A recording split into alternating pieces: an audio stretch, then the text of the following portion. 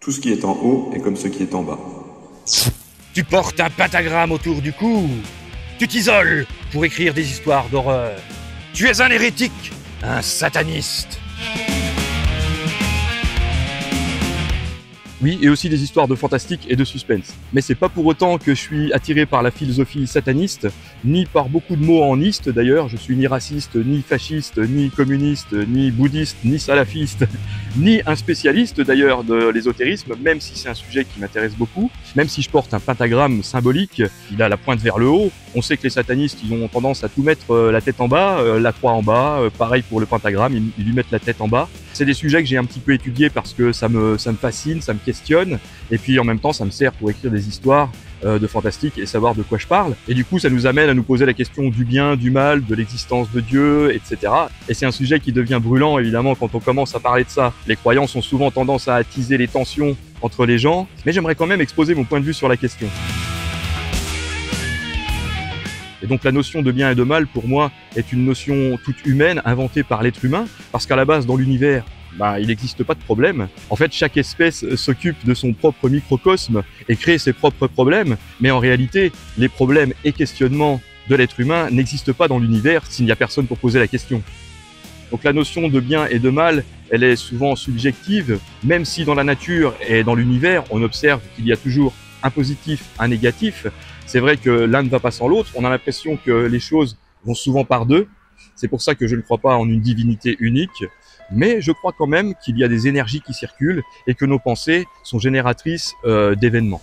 Là, je parle d'énergies qui s'opposent, mais je pense qu'on peut aussi parler des énergies qui se complètent, des énergies qui interagissent ensemble. Et j'imagine qu'entre le négatif et le positif, il existe tout un panel de nuances, évidemment, un petit peu à la manière du yin et du yang. Après, on peut en discuter pendant des heures. D'ailleurs, on fera peut-être une deuxième vidéo sur le sujet parce que c'est un sujet tellement vaste qu'on peut pas le résumer avec juste une petite suite de mots. Ça va au-delà des mots.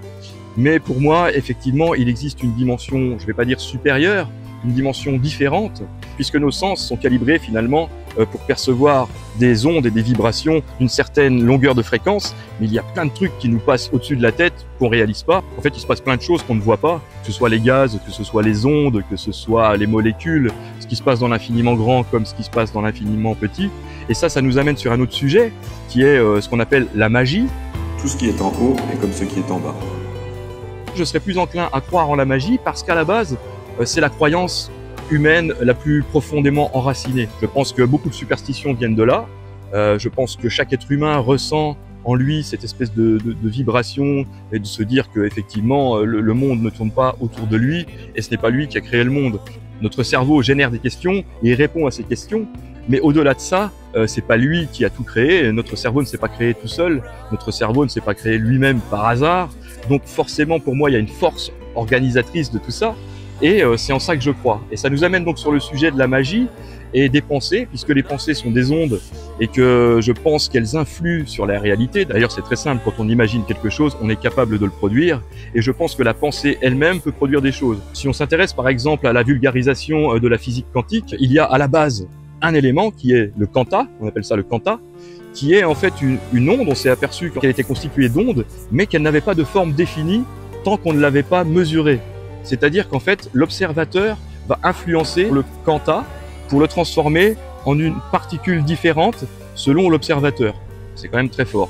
Bon, tout ça, on rentre dans des trucs vraiment très barrés, mais c'est le genre de trucs sur lesquels j'aime bien réfléchir. Et je pense qu'on peut s'apercevoir de tout ça quand on prend un petit peu le temps de sortir du tourbillon du quotidien qui nous emmène, qui nous entraîne dans des pensées finalement qui ne sont pas toujours les nôtres.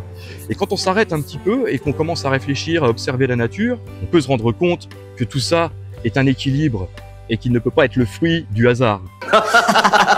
Mais le hasard n'existe pas. Alcméon de Crotone l'a amplement démontré. Le simple fait que je lève mon bras n'est pas le fruit du hasard. C'est simplement l'effet d'une cause qui elle-même répond à un effet dont la cause se rattache à une chaîne infinie de causes et d'effets et pas de place pour le hasard. Esti garem amena pontos. Et donc c'est pour tout ça que je m'intéresse à la magie, à ce qu'on appelle la magie, parce qu'il faut bien donner un nom. C'est comme Dieu, c'est comme Allah, on donne un nom à quelque chose. Et si on observe bien tout ça, on se rend compte que les religions finalement apportent plus de problèmes à l'être humain qu'ils n'en résout en réalité.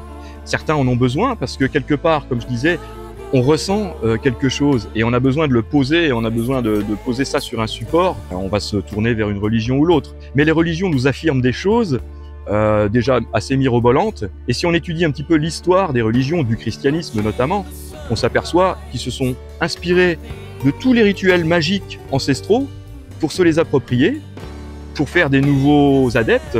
Et aussi, on se rend compte que pour faire des nouveaux adeptes, parfois, ils avaient recours à la force. Et ils ont quand même brûlé des millions de personnes sur les bûchers. Des gens qu'on accusait de sorcellerie, des hérétiques parce qu'ils ne voulaient pas croire en la religion. D'ailleurs, c'est un sujet que je traite dans une de mes histoires qui s'appelle « À en perdre la tête », qui va bientôt arriver sur la chaîne. Et vous verrez, c'est l'histoire d'un bourreau, en fait, au Moyen-Âge, qui devait tuer les sorcières. Alors maintenant, on sait évidemment que toutes ces sorcières n'étaient pas des sorcières, et on se rend compte que toute cette histoire de démonologie, de démons et de satanisme a été inventée finalement par le christianisme. Donc pour moi, je pense que si le diable existe, il se cache là-dedans. Voilà, dans ce genre de choses. Dans ce genre de choses qui se fait passer pour quelque chose de bon, mais qui en fait est très mauvais. Après, ça n'est que mon avis. Alors, on peut en parler en commentaire de tout ça, si vous voulez me donner votre avis, si vous avez la foi en quelque chose, vous pouvez me donner votre point de vue. Mais évidemment, on va rester courtois, on va pas s'emballer, parce que je pense que la tolérance des croyances des autres fait aussi partie, de la bienveillance.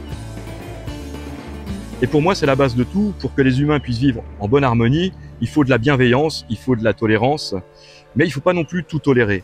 Alors, ça devient compliqué, évidemment. Est-ce qu'on a recours à la force pour empêcher les forces du mal de prendre le dessus? En fait, pour moi, je pense que c'est plutôt un équilibre et que le monde tourne comme ça et qu'il y a beaucoup de choses sur lesquelles on n'a pas de prise et avec lesquelles il faut composer. Donc voilà ce en quoi je crois. Je crois aux énergies. Je crois que nos pensées, qui sont des énergies, peuvent influencer l'environnement. Même si c'est pas un truc direct, je remue mon nez et je fais bouger une tasse ou quelque chose comme ça. Mais je pense que notre état d'esprit influe sur l'environnement et on est aussi influencé par les autres, en fait, par les pensées des autres. Et c'est pour ça que je pense que c'est bien de temps en temps de se retirer un petit peu dans la solitude pour renouer avec soi-même.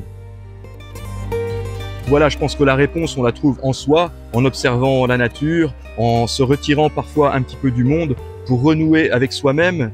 Et je pense que c'est pas en suivant comme un mouton les dogmes d'une religion qui nous impose ses lois et qui nous promet l'enfer si on ne suit pas ses règles.